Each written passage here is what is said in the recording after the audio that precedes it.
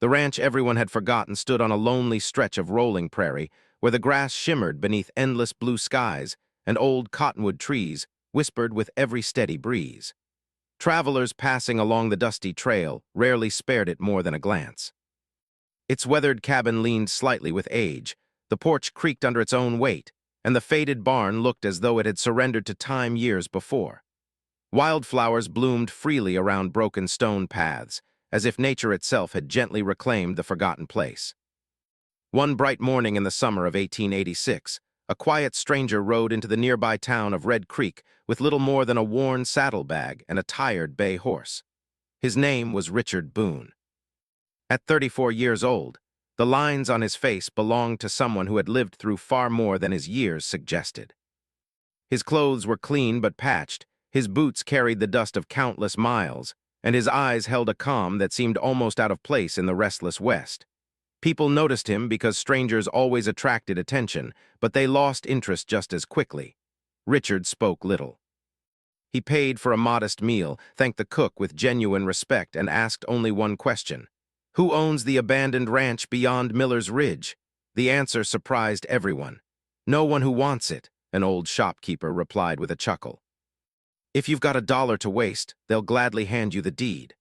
The men gathered outside the general store laughed openly. One claimed the wind howled strangely around the empty cabin. Another insisted the land had never produced anything worthwhile. A third joked that even the coyotes preferred sleeping somewhere else. Instead of joining the laughter, Richard quietly reached into his pocket and placed a single silver dollar on the counter. "I'll take it." The room fell silent. The shopkeeper blinked twice before carefully writing the transfer papers. By sunset, Richard Boone owned every weathered board, every neglected acre, every forgotten tree, and every hopeful possibility that came with the abandoned ranch. As news spread across Red Creek, people shook their heads. "Poor fellow," someone muttered. "He'll stay alone out there until he gives up." That place has beaten every owner before him. No one imagined the purchase marked the beginning of something remarkable. Richard rode through the front gate just before dusk. The gate sagged on one hinge, but he didn't frown. Instead, he dismounted, rested one hand against the rough wood, and smiled softly. "I suppose we're both starting over," he whispered. The cabin smelled of old timber and dry earth. Sunlight slipped through narrow cracks in the walls, painting bright lines across the dusty floor. Furniture was scarce, but the sturdy stone fireplace still stood proudly in the center of the room. Many people would have seen only ruin. Richard saw shelter. Many would have counted every repair still needed. Richard counted every opportunity. The following morning, before sunrise colored the eastern sky, he began exploring every corner of his new home. Rather than focusing on appearances, he searched for the land's forgotten strengths. Behind a thicket of tangled brush, he discovered an old orchard. The fruit trees looked neglected, their branches twisted with years of neglect, yet tiny green leaves still reached confidently toward the sunlight. "They're not finished," Richard said with quiet admiration. He carefully cleared the choking vines away without harming the trees themselves. Later that afternoon, he noticed birds circling one particular patch of stones near the hillside. Curious, he began moving the rocks one by one until cool, crystal-clear water bubbled gently from beneath the earth. An old natural spring. Someone long ago had built the ranch beside it for good reason. Richard laughed for the first time in many months. Now that's worth far more than $1. Each day revealed another forgotten treasure. Inside the barn, he uncovered the remains of an old wind-powered grain mill. Most people would have hauled the rusted machinery away for scrap. Richard instead studied every gear, every wooden beam, every worn bolt. "It only needs patience," he murmured. Patience was something he possessed in abundance. Instead of purchasing expensive decorations, he gathered wildflower seeds growing naturally across the prairie. Along the cabin path, he carefully planted blue lupins, bright Indian paintbrush, golden coreopsis, and delicate white daisies. He believed a home should welcome people long before they stepped through its door. The empty barn became his greatest project. Rather than storing livestock there immediately, Richard transformed one corner into a small woodworking shop. Salvaged timber became shelves. Old barrels became worktables.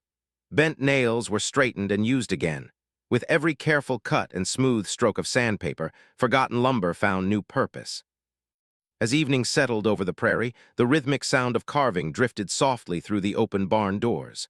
Several days later, a wagon carrying supplies stopped near the ranch. An elderly widow named Martha climbed down carrying a basket of fresh bread.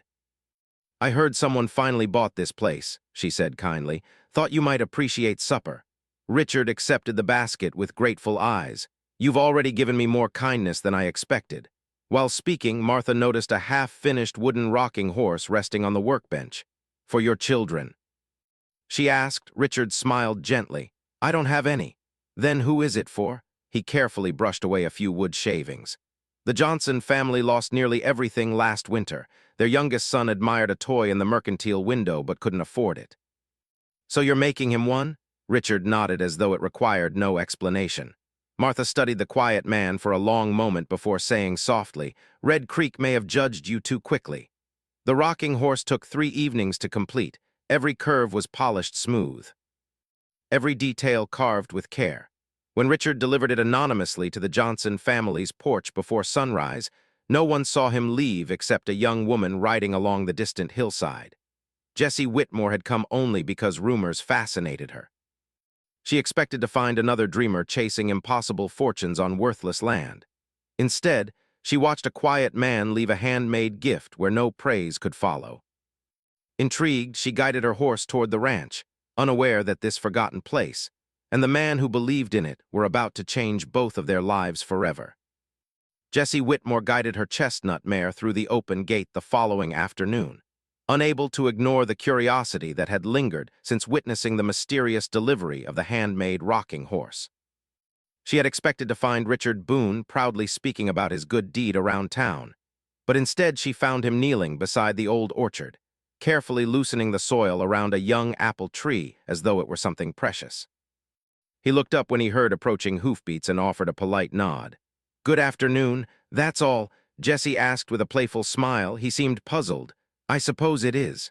She laughed softly, amused by his awkward honesty. Most men she met hurried to flatter her or boast about themselves. Richard did neither. He simply returned to tending the tree, giving it his full attention. Jessie climbed down from her horse. "I'm Jessie Whitmore. I know, you know. Everyone in Red Creek knows who you are, and yet you don't seem impressed." Richard smiled faintly. "I'm impressed by people, not by rumors." His answer surprised her more than any compliment could have.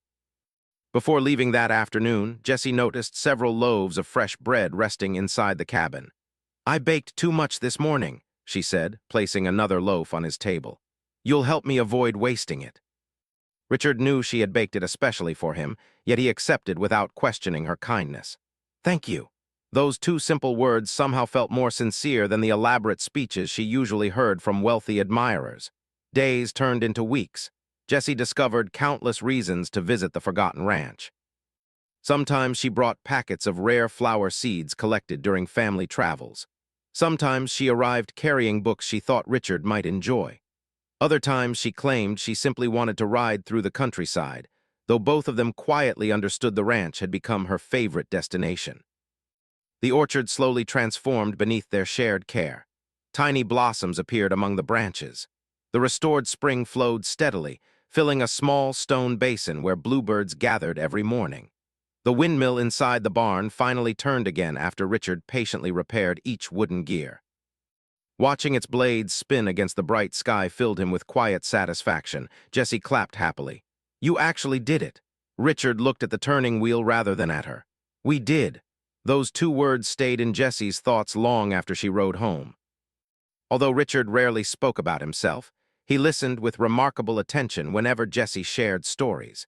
She mentioned once that as a little girl she loved reading beneath an enormous oak tree near her family home. Several days later, she arrived to discover a beautifully handcrafted wooden bench resting beneath the oldest oak on his ranch. Its backrest featured delicate carvings of leaves and birds. "You made this?" Richard shrugged modestly. "I noticed you never seemed comfortable sitting on the ground." She ran her fingers across the polished wood. "It's beautiful. I'm glad you like it." He returned to sanding another piece of timber before she could thank him further. Jessie smiled to herself. He never announced his kindness. He simply noticed what mattered. One evening, they watched the stars emerge above the endless prairie. Jessie casually mentioned that her grandfather had once owned a telescope before it broke beyond repair. She laughed while remembering childhood nights spent searching for distant constellations. Richard said almost nothing. A week later, he quietly carried an old brass telescope onto the porch. "I found this in the attic," he explained. "It needed a little work." Jessie stared in amazement. "You fixed it." "I tried." She looked through the polished lens and gasped as countless stars appeared brilliantly overhead. "It's perfect." Richard felt warmth spread through his chest simply because she smiled, yet he never admitted that he had spent 3 evenings repairing tiny gears by lamplight until everything worked again. As summer deepened, blue wildflowers began blooming along the path leading toward the cabin. Jessie admired them immediately. "These are my favorite. I remember you mentioning that." She looked at him carefully. "You remember small things. They don't seem small." Her heart fluttered, but the conversation ended there. That became the pattern between them. Richard remembered everything.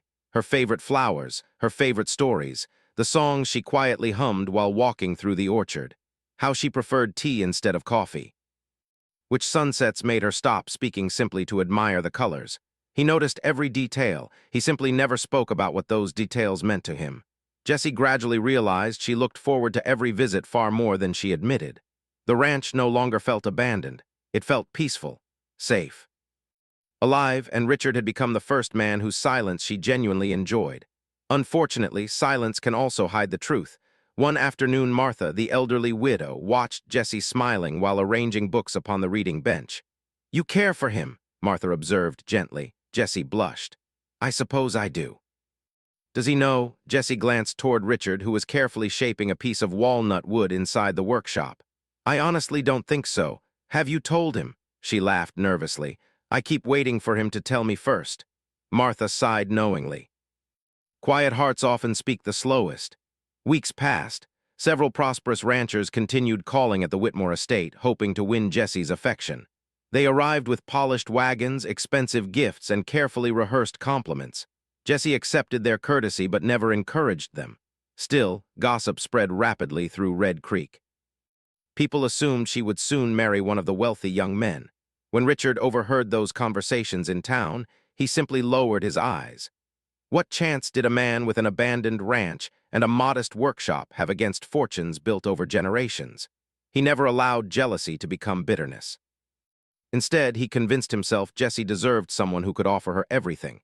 He never realized she already believed she had found everything that truly mattered. One afternoon, Jessie gathered enough courage to ask gently, "Richard, have you ever thought about sharing this place with someone?" He paused, surprised by the question. "Yes," her heartbeat quickened, "and," he looked across the orchard, "I suppose some dreams aren't meant for men like me." His answer felt like a quiet farewell. Jessie forced a smile, but disappointment settled deeply inside her heart. She interpreted his words differently. She believed he was gently telling her there was no place for her beside him. After that day, she visited less often. She found excuses to remain home. The reading bench stayed empty. The telescope gathered a thin layer of dust. The orchard bloomed beautifully, yet somehow seemed quieter than before. Richard noticed every absence immediately. Each morning he looked toward the distant trail without admitting whom he hoped to see. Each evening the ranch felt strangely hollow despite everything he had built. One sunset, Martha stopped beside the workshop. "You've been looking toward that road all week," she said. Richard offered a faint smile. "Have I? You miss her." He remained silent. Martha stepped closer. "She thinks you don't love her." His eyes widened with genuine shock. "How could she think that?" "Because you've shown her kindness every day, but never your heart." Richard lowered his gaze. "I feared she deserved someone better." Martha rested a gentle hand upon his shoulder. "Some hearts don't hear silence, son, they hear words." Long after she departed, Richard remained standing beneath the fading evening sky. For the first time since buying the forgotten ranch, he realized that courage was not only found in beginning a new life. Sometimes the greatest courage was simply telling the woman you loved that she had quietly become the home your heart had searched for all along.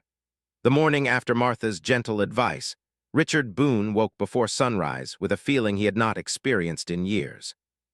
It was not fear, though his hands trembled slightly. It was determination. For too long he had hidden his heart behind quiet deeds, believing actions alone could speak the words he could never bring himself to say. Now he understood that love deserved honesty as much as kindness. He walked slowly through the orchard, where the apple trees were heavy with healthy green leaves. Every tree reminded him of the day he had first arrived with nothing except hope and $1 silver. The abandoned ranch had changed because someone believed it still had value. Perhaps love worked the same way. Perhaps hearts only flourished when someone had the courage to believe in them. Instead of beginning his usual chores, Richard entered the workshop carrying a carefully chosen piece of walnut wood. It came from the first tree that had fallen naturally during the winter, and he had saved it because the grain was unusually beautiful. He knew exactly what he wanted to create. Hour after hour he carved with patient hands. Tiny curls of wood covered the floor. Every smooth edge received careful attention. Every hidden hinge was fitted perfectly. By evening, the shape had become clear. It was a small music box. Its lid carried an elegant carving of the old orchard, complete with a reading bench beneath the great oak tree where Jessie loved to sit. Along the sides, he carved blue wildflowers blooming beside the cabin path. Inside the lid, in neat letters cut by hand, he carved the words that had lived silently inside his heart for months. Home was never this land. It was always wherever you smiled.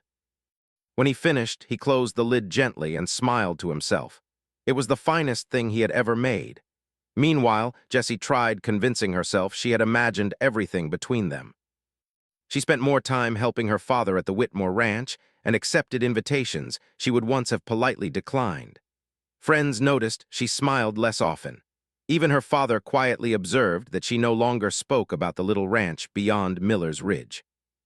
One afternoon he asked, "Have you stopped visiting Mr. Boone?" Jessie looked down at the embroidery resting in her lap. "I think he prefers his own company." Her father studied her carefully but asked no more questions. He knew disappointment when he saw it. Several days later, the town prepared for Red Creek's annual harvest celebration, the happiest gathering of the year.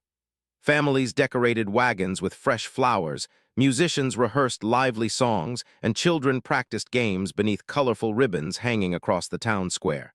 Everyone planned to attend. Everyone except Richard. At least that was what Jessie believed. On the morning of the celebration, Martha visited the ranch carrying a basket of warm biscuits. "You've made the gift," she said. Richard nodded. "But gifts aren't enough if you never deliver them." He looked toward the distant hills. "What if she says no?" Martha smiled kindly. "Then you'll still be the brave man who finally spoke honestly." Those words settled every remaining doubt. He washed carefully, brushed the dust from his best jacket, polished his boots until they shone, and placed the music box inside a cloth bag. He mounted his faithful horse and rode toward town. The celebration was already alive with laughter when Jessie arrived beside her father. Neighbors greeted her warmly. Several prosperous ranchers politely asked if she would care to join them during the evening dance. She thanked each one but declined. Although surrounded by friends, her thoughts wandered toward the quiet ranch where she imagined Richard spending another evening alone. The musicians began playing cheerful melodies. Children raced across the square. Merchants served fresh pies and sweet cider, yet Jessie found little joy in any of it. Then someone whispered, "Look who's here." She turned. Across the square, Richard Boone had just dismounted. He was not dressed like the wealthy ranchers surrounding him. His jacket remained simple. His hat showed years of honest use. But there was a quiet confidence in his steps that had never been there before. When their eyes met, he did not look away. Instead, he walked directly toward her. The lively conversations around them gradually softened as curious townspeople sensed something important was about to happen. Richard stopped a few feet away. His voice remained calm, though his heartbeat thundered inside his chest. "Jessie, may I speak with you?" She nodded silently. For a brief moment, neither spoke. Then Richard took a slow breath. "I spent most of my life believing silence was safer than honesty." Jessie's eyes never left his. "I thought if I worked hard enough, if I remembered every little thing that made you smile, somehow you would already know what was in my heart." He gently removed the music box from its cloth wrapping. "But kindness without words left you wondering." He handed it to her. Jessie opened the lid carefully. Her fingers traced the carved orchard, the reading bench, the wildflowers. Then she saw the message inside. Tears immediately filled her eyes. Richard continued speaking before fear could silence him again. "I never planted those flowers because they looked pretty. I planted them because you once smiled when you saw them growing beside the trail. I built that bench because I wanted you to have a place where you could read for years.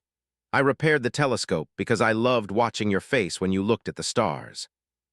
His voice grew steadier. I believed you deserved someone richer, someone more polished, someone whose future looked grander than mine. He smiled gently. I was wrong. Jessie brushed away a tear. You were. A few quiet laughs rippled through the crowd. She stepped closer.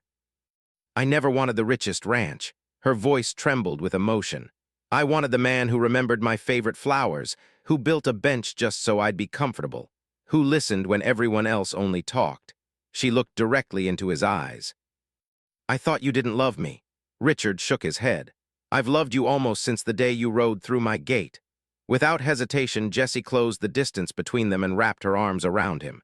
The town square erupted into warm applause. Even the musicians smiled. After a respectful pause, Jessie's father walked forward. He extended his hand toward Richard. I've watched you quietly for months, he said. I saw how you treated strangers, how you helped neighbors without asking for recognition, and how you transformed forgotten land into something full of life. Richard accepted the handshake. I don't have much to offer. The older rancher smiled warmly. You've already offered the one thing money can never buy, good character. Then he looked at his daughter. You have my blessing. Months passed with joyful purpose. The abandoned ranch became the most welcoming place in the valley. The restored orchard produced its first generous harvest. Children laughed while visiting Richard's workshop, where he happily taught them simple woodworking. Jessie transformed one side of the renovated barn into a small community library filled with books that neighbors gladly shared. Travelers often stopped simply to admire the blooming wildflowers surrounding the cabin. One peaceful evening, as the setting sun painted the prairie in soft gold, Richard and Jessie walked slowly beneath the flourishing apple trees, hand in hand.